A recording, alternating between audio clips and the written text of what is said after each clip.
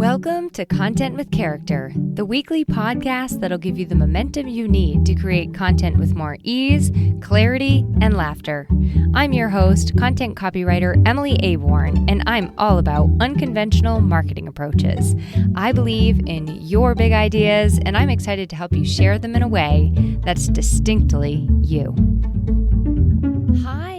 Welcome back to the Content with Character podcast. I want to say a big thank you if you are a person who loved, commented, or shared the recent bonus episode, my mini collaboration with Dave Campbell, including Dave Campbell himself. Thank you, Dave, for sharing.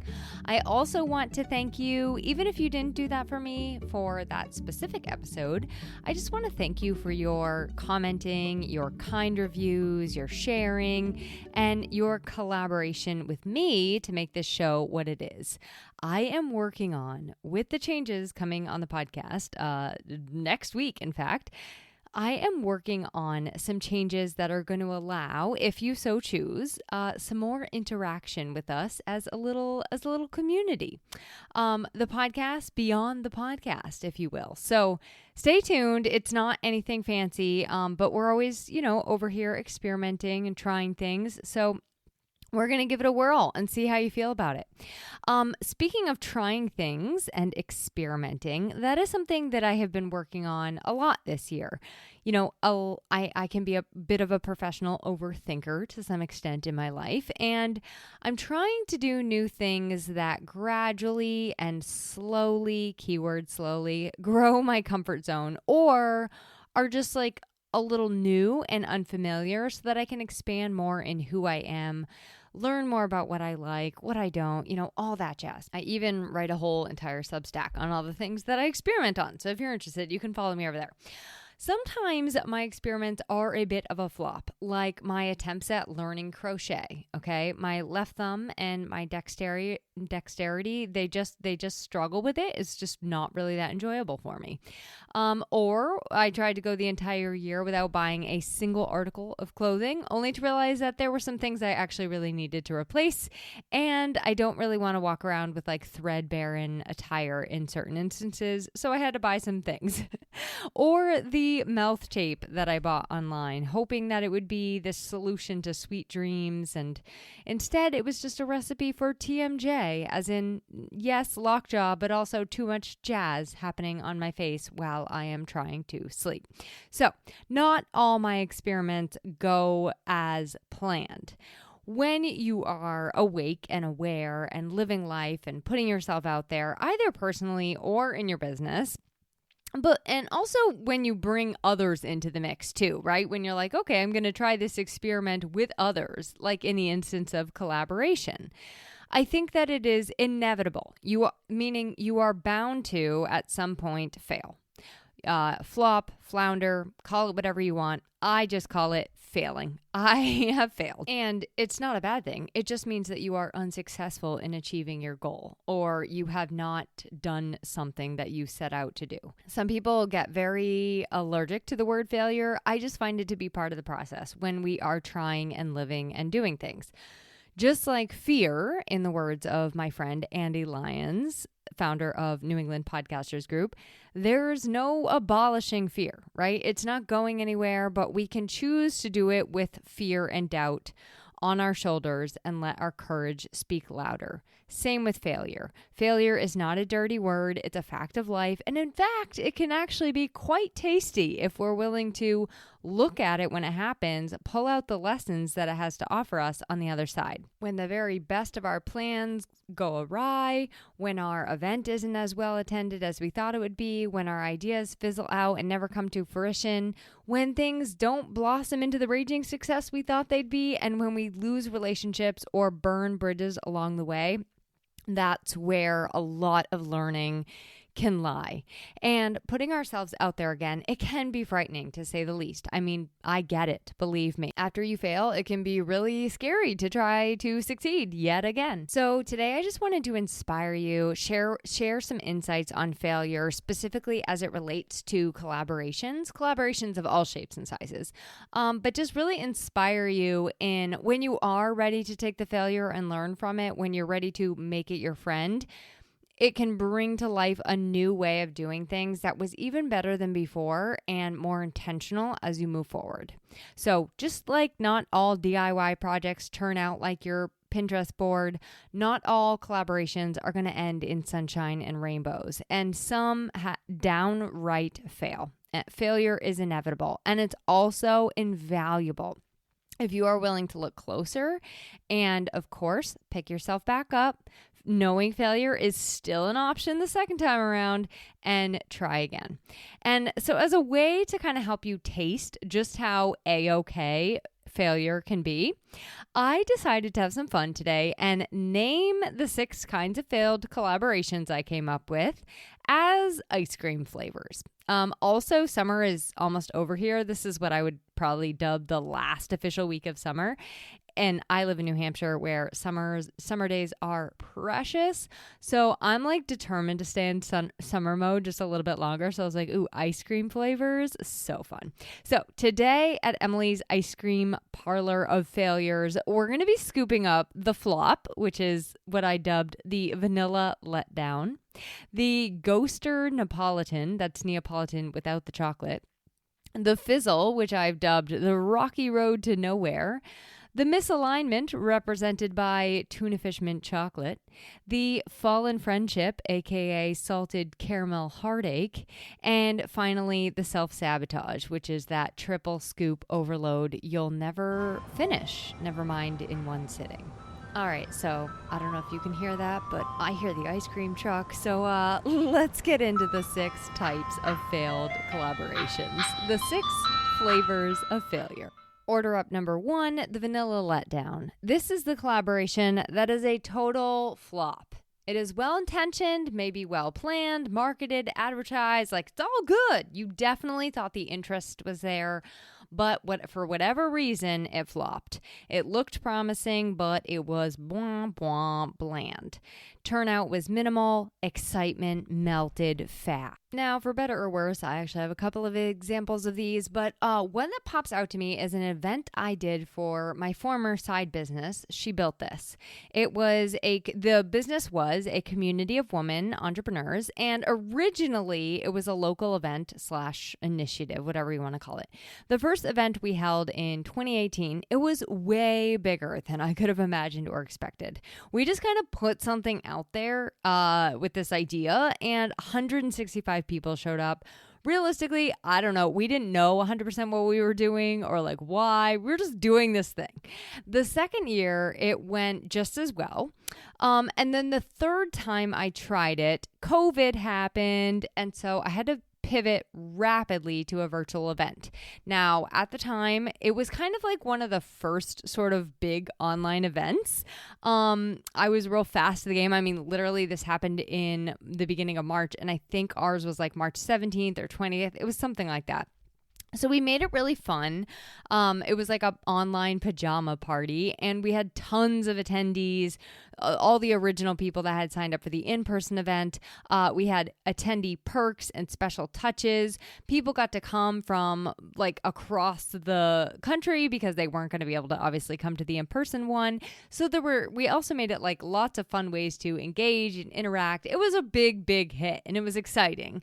So that first virtual format led me to try it again virtually, of course, because it had gone so well. The second time was not as well attended, and I did find that it like also wasn't as engaging in some ways. I think that it was like ever so slightly forced. It was kind of like, well, people expect that I'm going to be doing this at this time of year, but I think realistically, probably I should have read the room a little bit because people were a bit zoomed out at that point. And like, this is like 2021 now. And so finding connection in larger events online, we were just kind of like over, and we were looking for a little bit more of those smaller group kind of things. So that was the third or fourth attempt or whatever. And then next time I did it, we were just starting to gather in person again, and I got overzealous. I got like the best panelists. I mean, not the best, but I got some amazing panelists, people I was super, super excited about. And this one, like I did just as much advertising, just as much marketing, like put it all out there and stuff. There were only 25 people. And I just think people were not quite ready at that point to get back out in person. And I, once again, failed to read the room. So I was left with a lot of leftover food. But honestly, it was more about like being just really sad that more people didn't get in the room with these particular 3 stories that I had chosen. Like I wanted more eyes and ears on these 3 individuals. So separately, as kind of like a, not let me make it up to you, but let me make it up to you, I did collaborate with each of the panelists separately and did like a podcast episode with them or something else so that I could just give them a little bit more of that spotlight, because this in-person one was not at all what I had planned or expected. And like by the definition of the word, I had failed. It was a vanilla letdown. And then I tried one more person in person and it flopped because of the way that the venue handled our event. And then because I'm a sucker for punishment, no, but really I'm resilient and I will learn from my mistakes very, very quickly. So I did one final one. And I'm so glad I did, because it really was kind of like the capstone project for the entire business as a whole. It was the last one I did and the last time I kind of had that business set up in that way. So it was really great to be able to kind of like set it off on a high note. So that's just one example of an event that did end up being like great in some instances, but a couple times that vanilla was real bland. I tell you what, it was a real vanilla letdown a few times in there. So what I learned through that whole process is that our expectations when we're collaborating do not always match the outcome. We can choose to be really let down and like swear off ever doing that again. Or we can look at what worked, what didn't work, and take it into consideration for next time. And that goes for everything throughout the collaboration. Like I looked at the marketing, I looked at the food, I looked at the panelists, I looked at who I was collaborating with, the venues, like all of it. So you kind of have to take a big picture approach when your expectations don't match the outcome. You really have to look big and then also say, you know what are the details that maybe I missed along the way that did cause this thing to flop? So there can be a lot to unpack in there whenever something flops. Another thing I personally learned just from this experience was that online workshops are really tricky. A lot of folks just go into collaborations like this thinking, oh, well, it's going to be so easy. I did this like this last time, so it should work like this time, or all I have to do is show up and start streaming, bada bing, bada boom. But the truth is, with the online stuff, it actually takes a lot of effort. It takes a lot to gain, keep, re-engage everybody's attention, and to make sure your collaborator is doing the same thing as well. I also learned that these formats are just not really the best for me as a collaborator. They take months and months and months of planning. In these instances, it was always my brand kind of leading the collaboration. There were a lot of moving parts and pieces, and there was a lot at stake, honestly. So like financially and emotionally, just there was a lot at stake. So after that last one, which was a really big success, I ended on that high note. And then I said to myself, you know what? I don't think running these larger events is actually for me. And it was good because I was able to look through the flops and the successes and kind of just like really glean the lessons in there. So my question for you is, what have been those vanilla letdowns for you? What have been your flops?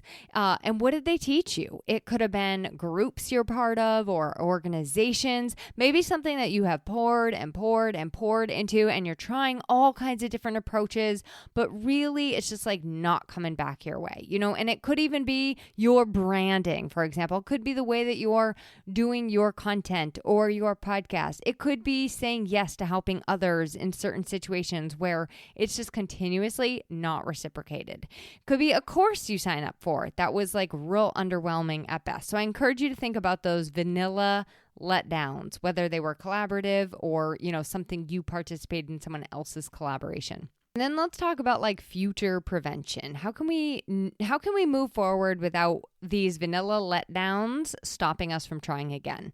So what I do after I kind of look at the failure, the flop, is I ask, first of all, what it teaches me about this form of collaboration for me.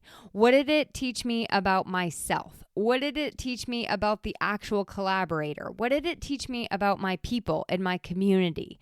So for me, some of the things I pulled out of that is like, and what I will use going forward and trying again, is if I am doing a collaboration where I'm losing sleep more than like 2 nights in a row, months before even go time. So if I'm already starting to like lose sleep or feel anxious months and months and months before we're even close, if it is feeling more stressful and I'm just have more questions and more worries than it is fun to achieve this result, that is when I pause and I ask myself, what is my mind and body trying to tell me about this collaboration? Is there something wrong with the format? Is there something like not right with the person that I'm collaborating with for us working together? So in general, just pause, seek outside guidance if you need to. If you are that kind of person who wants to cover all your bases, make sure you're seeing everything for what it is. And if it's applicable, talk it out with your actual collaborator. Sometimes it's simply a matter of just like trying something to see how interested and excited people are. Sometimes it's getting that feedback ahead of time, right? And then a lot of times there are things outside of our control. The marketing, you can do your very best marketing, and you can't affect how, in some cases, the reach it's going to have. Economic factors can fall outside of your control. There are all kinds of things. But at the end of the day, you do not have to move forward with everything that you did the very first time. So if something flops, take a look at like what caused that flop, all the factors that caused that flop. What tweaks you need to make? Do they need to be large or small? And let me just say this, pivoting, that is a super successful collaboration too. Even if everything is not happening the way that you originally thought it was, pivoting is a huge success. Okay, flavor number 2 is the Neopolitan Ghoster. Out of the 3 Neapolitan flavors, I think my favorite is honestly vanilla. And when I was a kid, it was definitely strawberry. I don't really like chocolate ice cream for the most part. So opening a carton of Neapolitan without the chocolate would be a dream come true for me. But I think that the majority of people would be seriously annoyed to discover that this tri-flavored delight was missing the chocolate. And let's just say that's probably the majority favorite of the 3.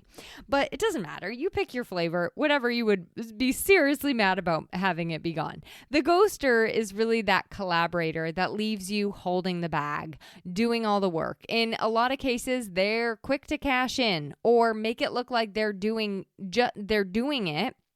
But like, as in, they might volunteer for stuff. They might make it look as though they're doing a lot for the collaboration, but they're constantly like dropping balls. And in some cases, they leave you hanging entirely. So for this example, again, sadly, I have many, but I'm going to use a simple client collaborator tale, where a client hires you to build a website or write their website or do their rebrand, whatever the project is. You kick off the project. Y'all are super excited. You get underway. They promise, yes, I'll get you that. Okay. And they don't. And then you circle back, and it's like you just are circling back and circling back and circling back because communication is missing in action. I've had it also happen with event collaborations, podcast guests ghosting me.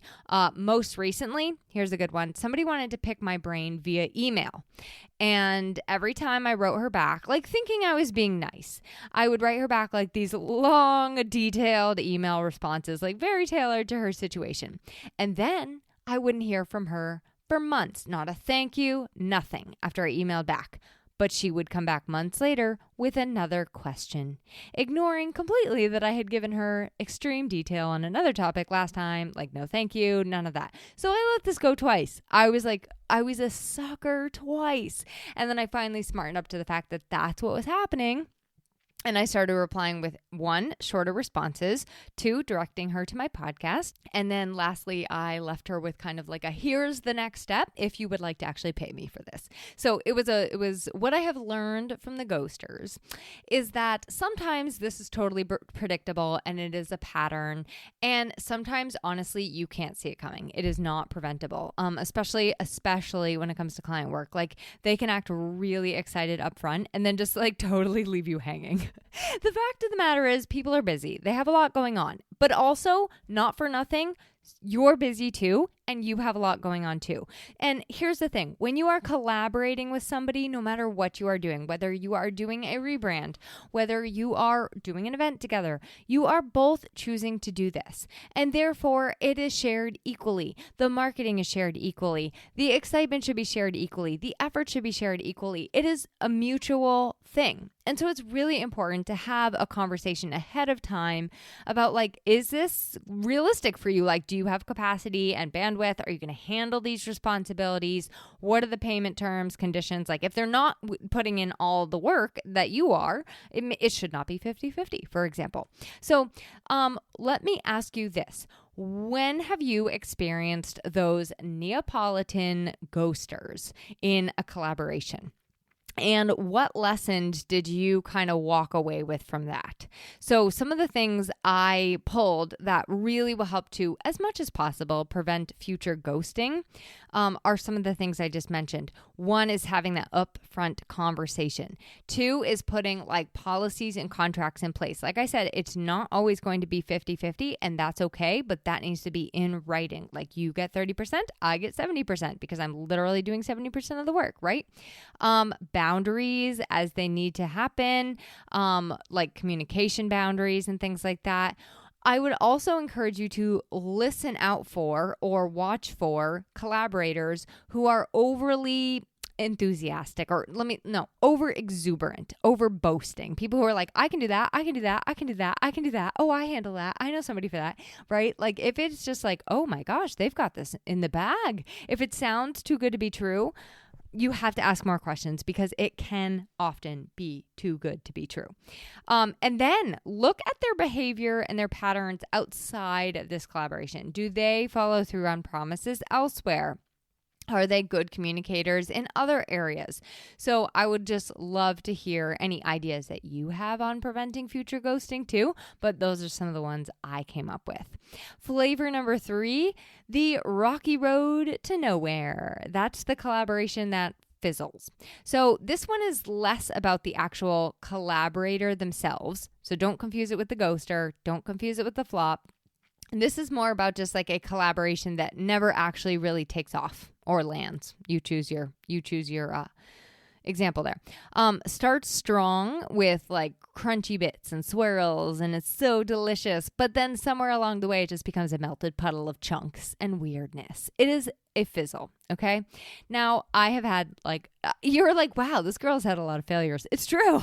I really have had a lot of failures. I've also tried a lot of things. So I've had dozens of these, but there are 2 that pop to mind. One, and I think this is like probably totally okay. I don't actually, I'll get into that in a minute, but there are 2 that pop to mind. One is starting a podcast with somebody else. So I am like any other podcaster. I am constantly getting ideas for another podcast, right? And I would love nothing more than to have like an ongoing conversation with a friend who we're just like chit-chatting and it's like you're seeing the behind the scenes of our businesses and we're helping people. But like honestly, realistically, I do not have time or capacity to add another podcast to my plate. 1 is plenty. And so I think it's like 3, maybe 4 instances I've come up with an idea. We've even mapped out first episodes.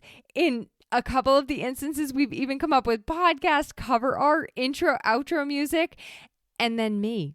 I have been the one coming back with my tail between my legs saying, I don't know what I was thinking. I do not have time for this. And I'm so sorry. I love you. I want to do everything with you. That is why I said yes, but I just cannot do this right now.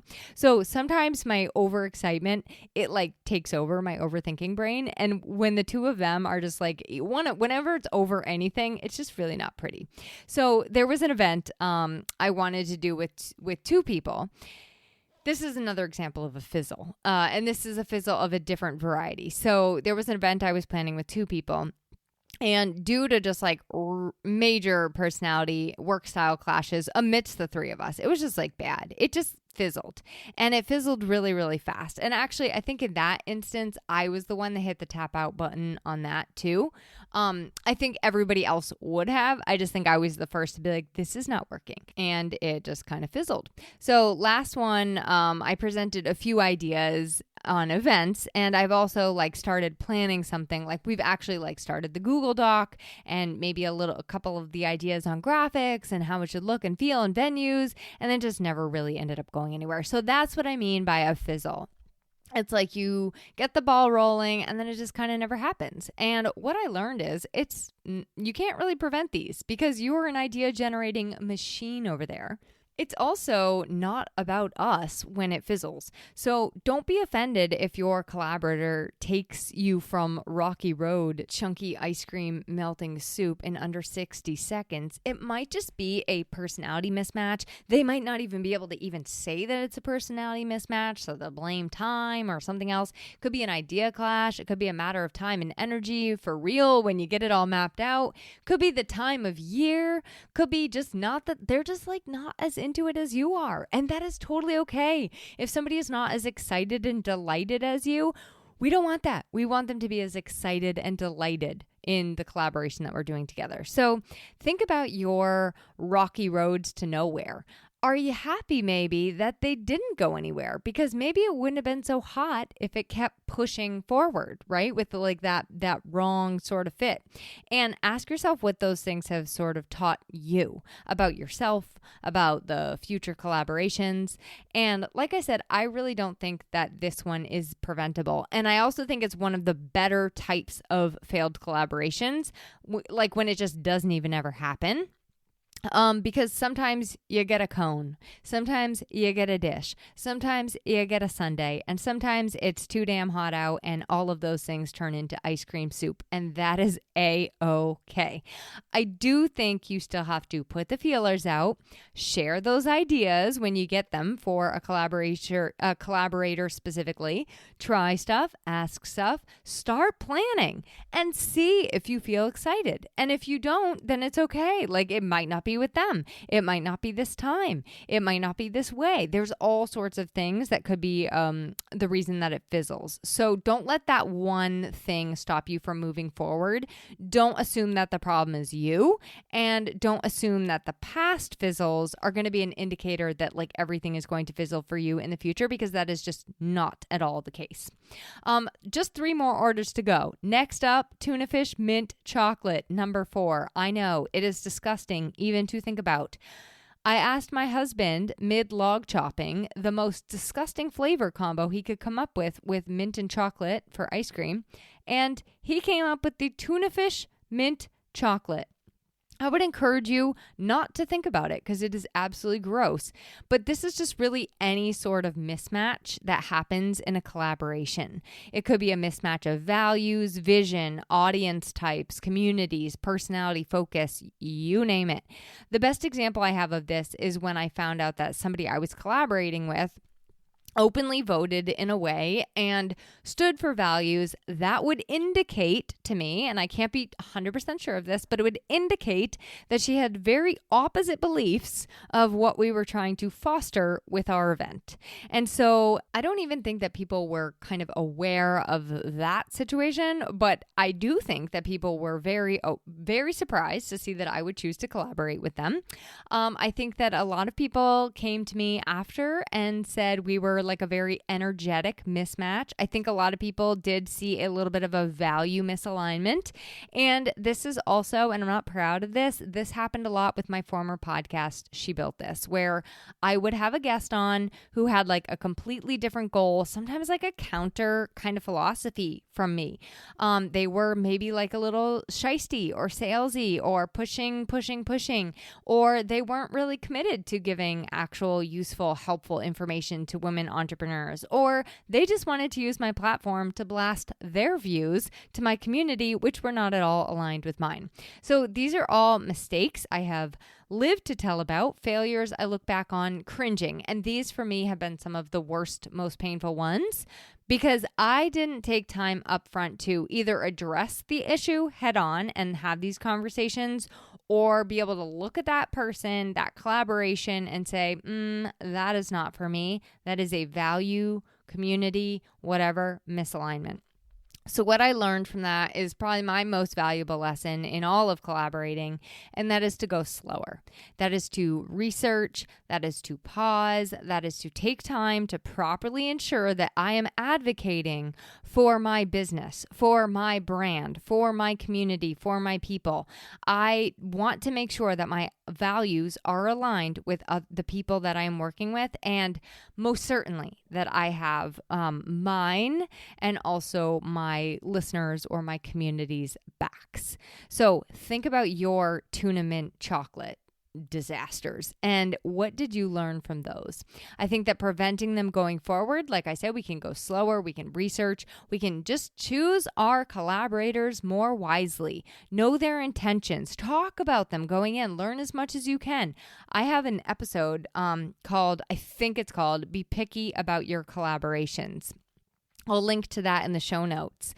And my friend, Karen Kenny, she talked about this in her recent podcast on how relationships are collaborations. It was such a fantastic approach on the personal side of collaborations. And I think she also in that episode used the word picky. Be picky about your collaborations, about your collaborators. It can result in a lot more than just a bad taste in your mouth if you are not. Let me just tell you that. Okay, speaking of failures that impact more than just you, that brings me to the salted caramel heartache. Whew, these are the relationship fallouts, the friendship fallouts, the friendships that just could not survive the bumps in the road. It was a rocky one and they didn't make it. I have done my fair share of burning bridges. I've lost several close friendships after our true colors started to show through collaborating. I've lost respect. I've rolled my eyes and said, okay, pass next time. And I've had months and worlds of pain because I was not strong enough to speak my mind before it snowballed and or to be able to either not collaborate with that person or not be friends with that person. There's just a lot of options in here. So what I've learned is that I already get a little worried about mixing friends and businesses, like friendship and business collaborations. That's always something I've worried about. But the truth is, you actually don't know, and sometimes they are fantastic. I used to get really worried about it, especially after some fallouts, but the past really is not an indication of the future. Not all friendships are the same. Not all relationships are the same. Not all collaborations with the same friends are the same. I collaborate and very closely with a good friend on writing projects in my business, and it goes swimmingly. A lot of my collaborators have gone on to become good friends with me, like a lot of people I subcontract with. I've had friendships for 7 years, and they've been long-standing friendships, and we've collaborated on several occasions. It's been just a breeze to foster a collaboration with them. So it really is a mixed bag. I had one most recently where we are really good friends and I just absolutely adore her. And I'm basically like, let's do anything together. And when we did collaborate together, we hit a pretty big bump in the road. And I was like, uh-oh, this is exactly what I worry about all the time. And I was worried our friendship would not last. But in this instance, we were both really honest and forthright about what we were thinking and feeling, how we were impacted, and it was in communicating and working with each other and sharing that we bounced back on the friendship front. And then we just decided, you know what? Let's not mix the two again. No harm done. We learned a valuable lesson. and it didn't leave any sort of bad taste in my mouth there. So please tell me I'm not alone in this. I would love for you to think on any, not if it's too painful, obviously, but think back on those salted caramel heartaches. I don't think that you can always prevent these, and I don't think you should stop yourself from making friends out of your collaborators and or collaborating with friends. Some friendships cannot make it. And what I think is important is that upfront conversation where you decide what is most important here. And then you have open conversations around that. And also, I would recommend doing like an emergency action plan, or just kind of like, what are we going to do if this happens? So in this most recent one, I was very clear that our friendship came first, always. We both laid out clear boundaries, like here's when we talk about our collaboration, here's when we're going to talk about just friend stuff. We also talked about like how we would handle if we had issues with each other or if something was happening. We talked all that through ahead of time, like knowing how each other handle conflict and also how each other experience another person's conflict. Like that was very valuable. We also talked about if we were misperceiving something or if something wasn't quite working for us, we worked together to resolve the thing. So when you mix friendship with, you just remember that it is like that third body in your collaboration. It is the third thing you must tend to, and it has a voice. Your friendship has a voice in the collaboration. So you need to let that voice be heard as well. So keep that in mind. Lastly, because none of us are strangers to this, we've got the triple scoop overload. Self-sabotage. Basically, you order more than you can handle, and the entire thing leaves you with a serious belly ache, or it topples before you can even really enjoy it.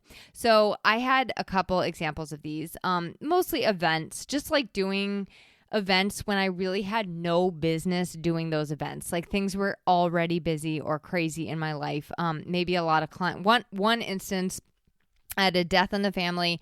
I got COVID. I was trying to make major life decisions. I was not in my right mind. I was also like just really, really busy with work, and I was trying to like forge ahead and plan this collaboration. It really wasn't good. It was not good. It was the triple scoop overload. So what I have learned through that, and what I would encourage you to think about, what have you learned from that triple scoop overload, those triple scoop overload situations? What I've learned is that no is actually a really good strategy. It is a really good strategy. You can say, and you should sometimes say no. Before you say no, just get a really good understanding and feel of what is being asked of you. So how much time is this going to take? How much energy is this going to take? Do you have the bandwidth for it right now?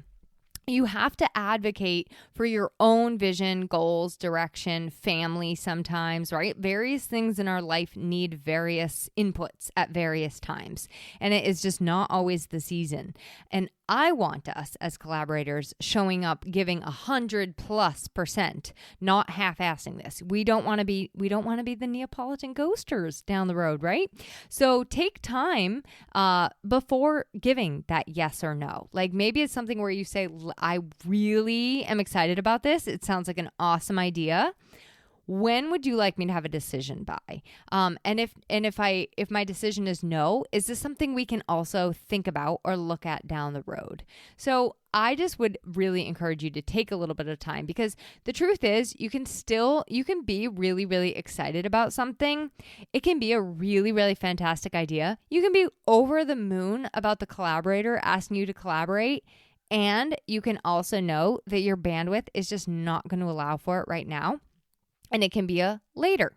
So to recap, and we'll just put the ice cream flavors aside because that was getting old. But no, it was fun. It was fun. It was fun while it lasted, wasn't it? Okay, to recap, the flop, which is that well-intentioned collaboration, but turnout is low, engagement is low. It just does not go as planned, right? Number 2, the ghoster. That's when a person or a client or an organization disappears mid-project. Maybe it's a sponsor, right? They just poof, vanish. Then we've got the fizzle, which starts strong, but momentum dies and it just never actually takes off. It never comes to fruition. Number 4, the mismatch. That is where the goals or the audience or the values or the collaborator personality, they just do not align. Then we have the friendship fallout, which is when personal and business overlap in the worst and most painful of ways. And then that self-sabotage, which is really just we're not ready, we're not committed, we didn't set ourselves up for success, and it just ends up toppling or melting before we can eat it all. Oops, I had to slip in that last ice cream bit. Okay, if and when these things happen to you, if and when you fail in a collaboration, know first that it is okay. Second, once you've reassured yourself, it's okay. This is normal. This is what happens sometimes when two people come together and try to do a thing. This is what happens when I'm trying new things and stepping out of my comfort zone. It's okay. This is what happens when I experiment. Then you can move on to getting those lessons. What lessons are there in there for you? Once the brain freeze is gone, of course. But did it teach you to spot red flags sooner? Did it teach you to communicate and set better expectations? Did it teach you your own strengths and limits, or how to choose partners who better complement you, right? Or did it help you to take your worth and detach it from that outcome? Because that is a huge, huge part of failing. Failures are like research, I think. Every single one kind of is an opportunity for research, learning more about ourselves and our collaborators and our audience better. It adds to our toolbox. It can help us grow, learn, gain skills moving forward, and it turns the sting of a bad collaboration into something actually useful, something far better in the future. So if it happens to you, if you fail, if you have failed, try not to let it frighten the bejesus out of you or close your heart off from ever opening it up again to another person. Learn from it. And I mean really learn from it, because the past is not an indication of our present and what's going to happen today. It's also not an indication of your future. It does not define your future. So with every single failure, you literally are becoming a different new person. You have new energy as you move forward. And so take that, harness that, and step into it with that information. Failure is not a verdict. It is not who you are. It is simply information. And you can then use that to keep that sweet, sweet heart of yours open for those amazing fit opportunities. And I assure you that they are out there. All right. On that note, happy collaborating, and I will chat with you next time. Thanks for listening to this week's episode of Content with Character. If you loved the episode, please make sure to subscribe to the podcast, rate, review, and share it with someone else you know it could help. For more content and visibility tips, visit my blog at emilyaborn.com, and be sure to connect with me on Instagram at emilyaborn. I'd love to hear how this inspired you to take action.